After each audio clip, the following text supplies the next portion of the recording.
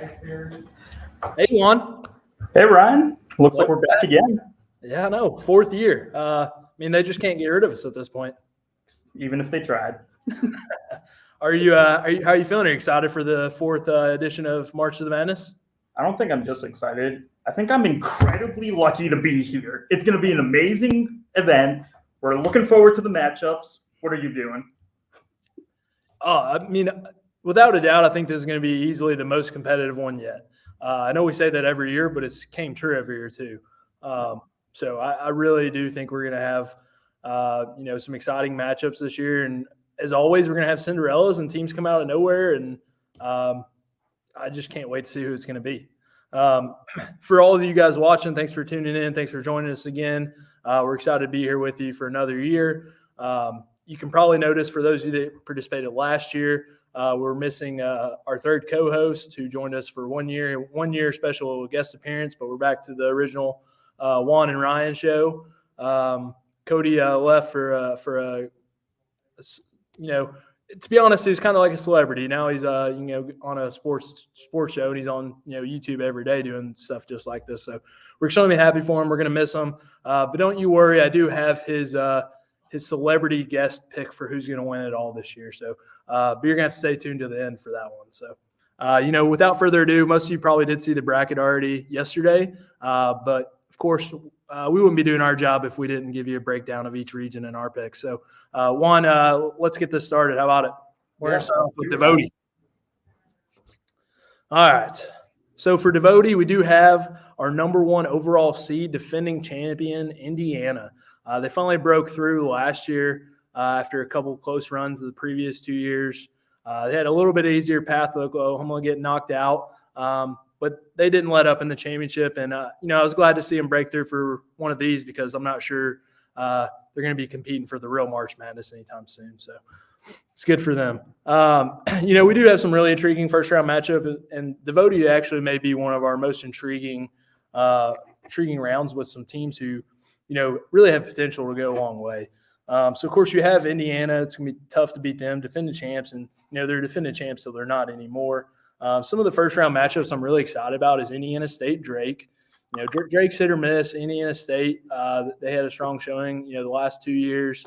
That potential Sweet 16 matchup of Indiana State could be really, really good between two of the CEOs. And, of course, Steve Mitchell with the Foundation in Indiana and the fraternity ESR, Chris Hancock for Indiana State. So fingers crossed for that one. But we'll also have the battle of Eastern and Northern Illinois. Northern Illinois, hit or miss. Really don't know what to expect from them either, but they do have the potential to go far and make some damage here. So I'm excited to see the battle of the Illinois there. And then participating for the first time this year is Mother Mew, Alabama.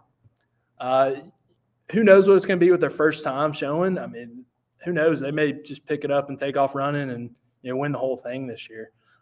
So got them in an SEC matchup against Arkansas in the first round. That could be a couple power hitters. Last first round matchup in this region I'm really looking forward to is Florida State and Florida. Interstate rival, in all the major sports, and I hope to see some stiff competition there. One of my favorite Ryan Gibbons quotes is, "I wish Florida could lose against Florida," but I guess that's actually going to happen this year, huh? Yeah, I'll definitely be cheering for the Seminoles in that one. Besides that, some of the potential intriguing matchups in this region when I look at it, like I said, I mentioned the Indiana State one.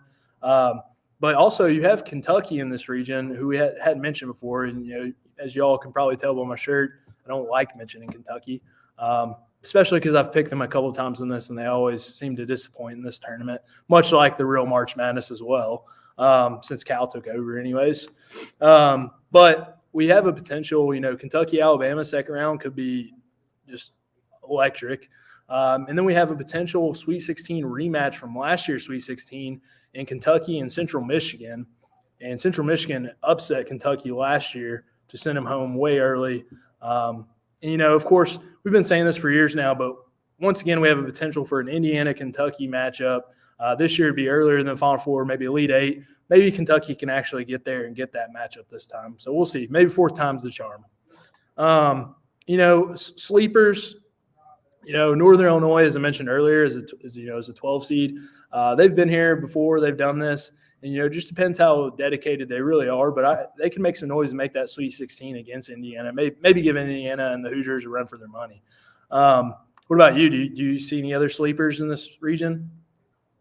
I mean, absolutely. I think DePaul has a big chance to come out guns blazing, move on, maybe get to the Elite Eight. Who knows? We'll see something. I think you're biased. That's one of your chapters, isn't it? Yes, it is. Yeah. But I'm not a biased person at all. What? Well, I'm just saying. I think it's just time we move on to the next bracket, Kerr. All right. Well, you take the Kerr on. So, not being biased at all, I think we have one of the best brackets possible in Kerr. We have one of the best returning underdogs ever, Winthrop. What's on your head there? I'm sorry? What's on your head there? I don't know. Where'd you I get usually that? look like this. You just wear that around the office all the time? Pretty much. We got some Evansville, Loyola. Fun sports facts for you. I just learned moments ago that's actually a conference matchup. So that can actually happen in real life. Fun fact for you. A lot of fun facts. Moving on, Youngstown State, Case Western Reserve. I think that could be a very exciting matchup. You always like to see what happens. McDonough always going to give the Ohio Alpha a big comeback. Western Carolina, always a great competitor going up against Toledo. Bowling Green and Western Kentucky. I have here in my notes, it could be the battle of the Bowling Greens. Is that right, Ryan? It's true. I mean, it's something I've always wanted to figure out, which Bowling Green is better. Bowling Green, Ohio, or Bowling Green, Kentucky. And, we're really going to find out. And I'm going to be disappointed if that's not a hard-fought matchup because I don't know about them, but I'd prefer to be at the better Bowling Green than the worst Bowling Green. But that's just me. So are we saying the winner takes the title of Bowling Green? Yeah, I think we should be even making them a certificate. All right, folks, you heard it here first. Ryan will hand deliver the certificate to the team that reigns supreme as Bowling Green. Moving on, we got Mount Union and Kent State, LSU versus Tulane. I think that could be an exciting matchup. I think you have another battle there, little Louisiana rivalry. Never know what can happen. And, of course, Florida Southern versus Miami. I think sleepers, it's kind of a wild card bracket. It's going to be exciting to see what can happen. But I think we all know at the end of the day, Winthrop's going to take it all in this bracket, and we're going to get Kerr all the way. What about you, Ryan? Well, sleepers, too, that stood out to me. And you hit the nail on the head. This is definitely a wide-open bracket. I mean, you have some teams here who have been there, done that, and advanced really far in this tournament before. I mean, you have 3 already Final Four, participants in this region alone. Winthrop last year, Youngstown State, the year before that. You had, Western Carolina with back-to-back years those first 2 years. A little bit disappointing year for both of Youngstown and Western Carolina last year, but you never know. They've been there before, and this is going to be nothing new to them. So I really think it's wide open. Two potential sleepers, newcomers on the block that I could see, doing some damage here. Kent State, first time, really getting a team captain and getting engaged in it. But, their team captain, I've connected with him a couple of times, and he seems really engaged. And, they have some guys who can do some damage here, especially against, Ohio, crosstown, matchup of Mount Union, who did go to the Sweet 16 last year. So that should be a tough one. But Kent State, if they get past that one, watch out. And then, of course, LSU, they have, the deep pockets, deep alumni base. First year really getting engaged here. They just chartered an alumni associations and getting their alumni engaged again.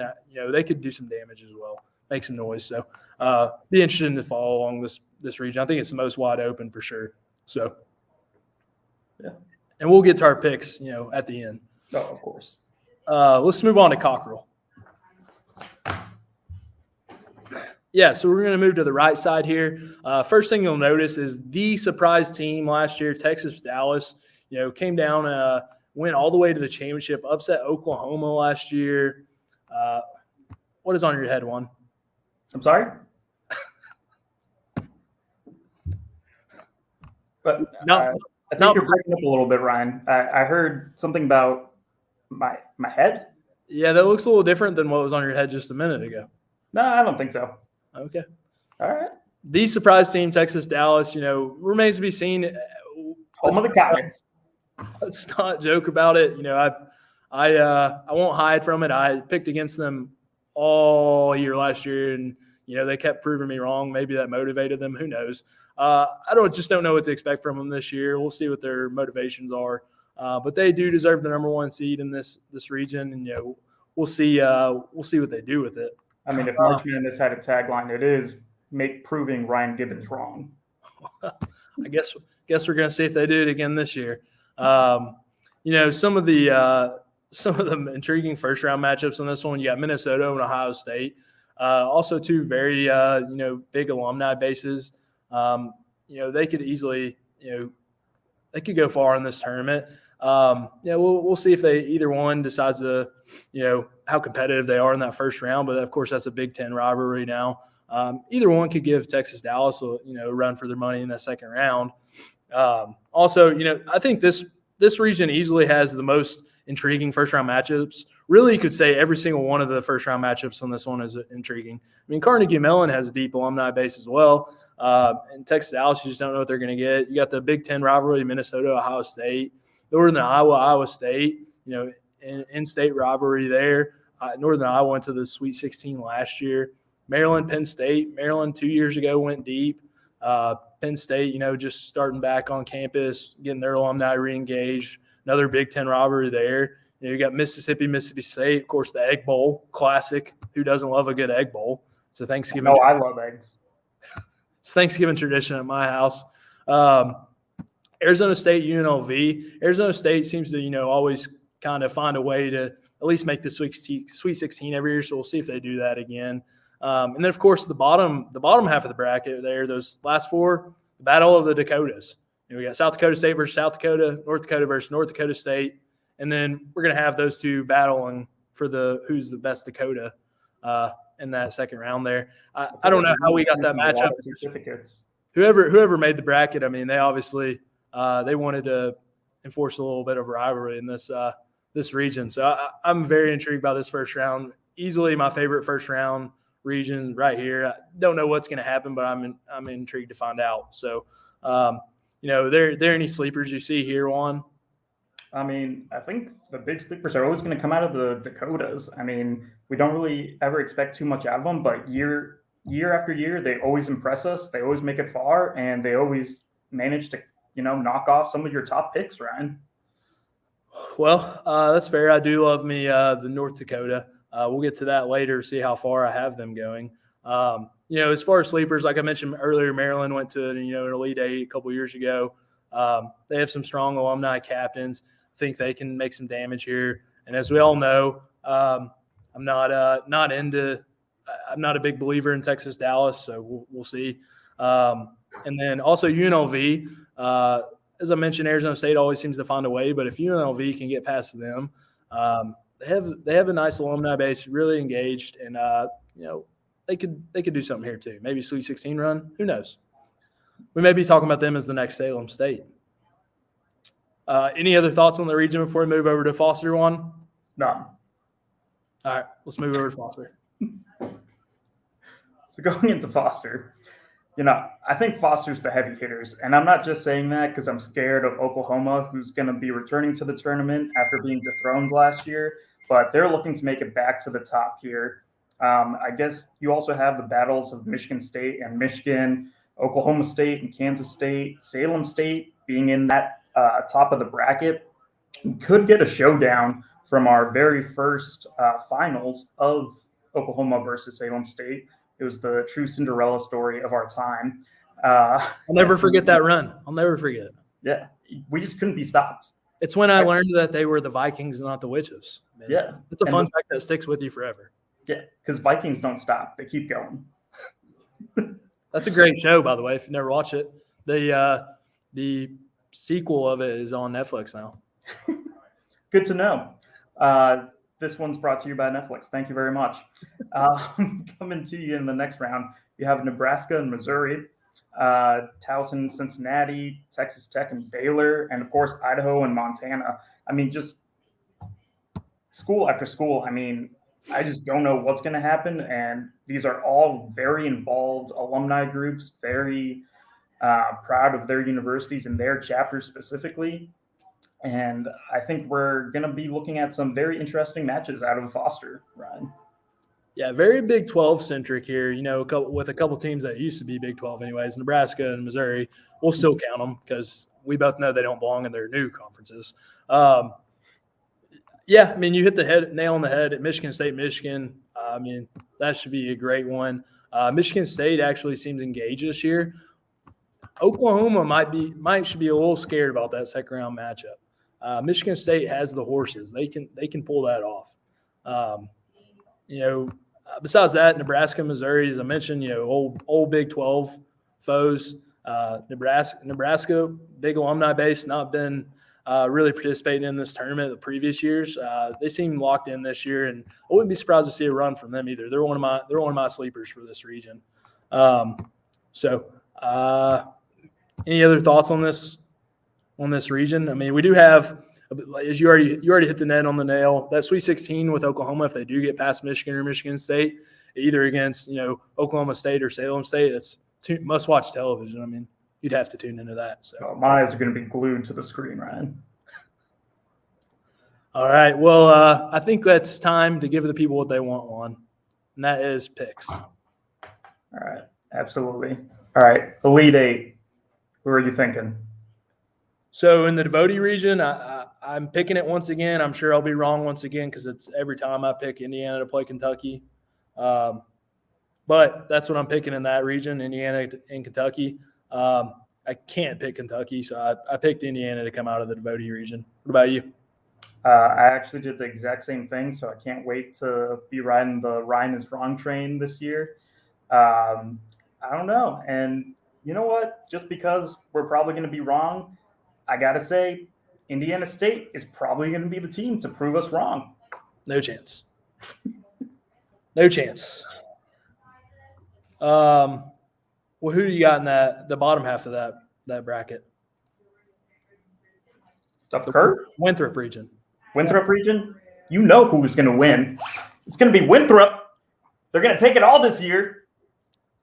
Of course, Winthrop versus Florida Southern in the Elite Eight. Winthrop moving on, and they're going to take it. They're going to take it home. Well, if you're watching this, just send Juan gear. He'll wear it. He doesn't care what it is. Juan, just please no Florida gear or Kentucky. Or Alabama. Wearing my Winthrop gear proudly, sir.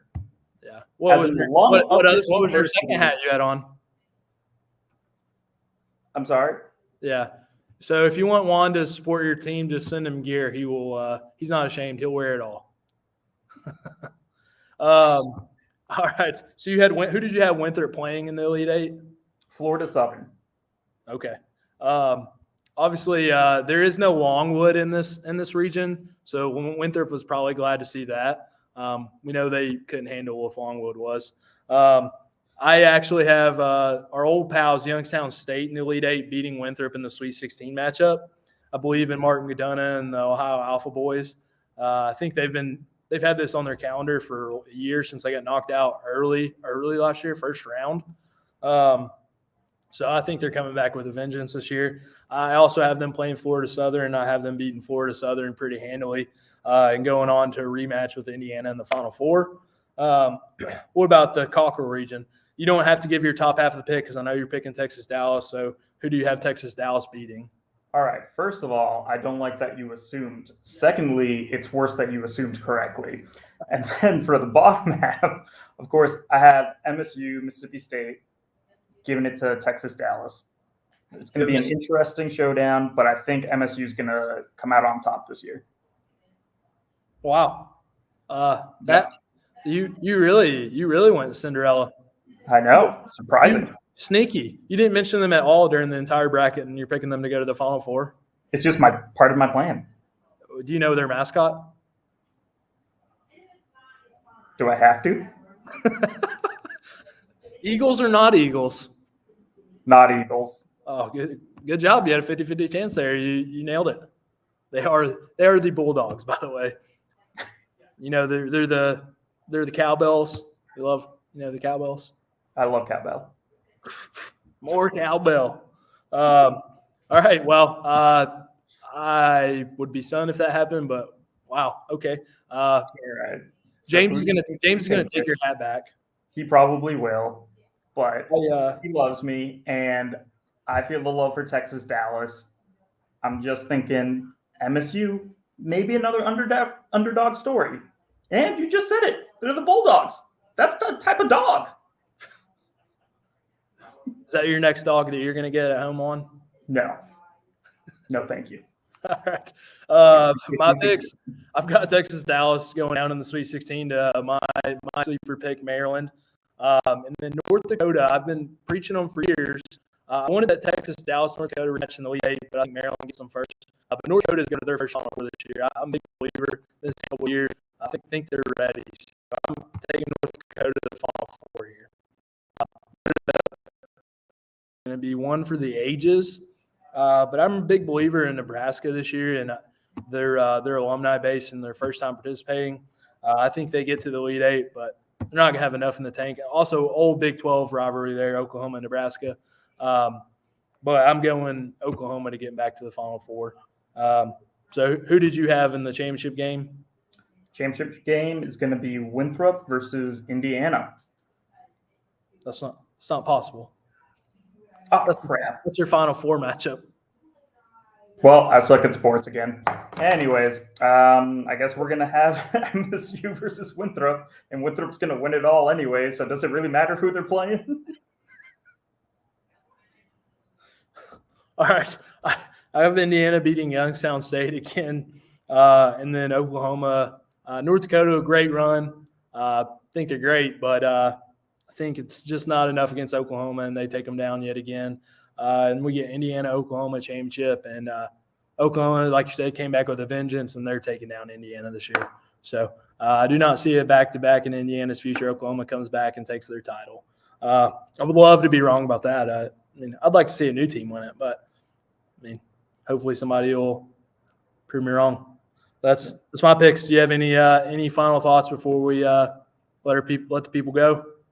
I mean, it's March to the Madness. Anything can happen. Oh, forgot. Everybody probably watched this the whole time because they wanted to know Cody's pick. You were going to leave him hanging like that? Our celebrity guest pick, Cody Del Mendo. His pick to win it all. He said anyone but Winthrop. So that's it for us. Okay, well. Sorry. That's it for us. We'll see you next time. Good luck in the first round. We're going to leave Juan with his thoughts and tears. So anyone but Winthrop. That's it for us. See you next time. Signing off.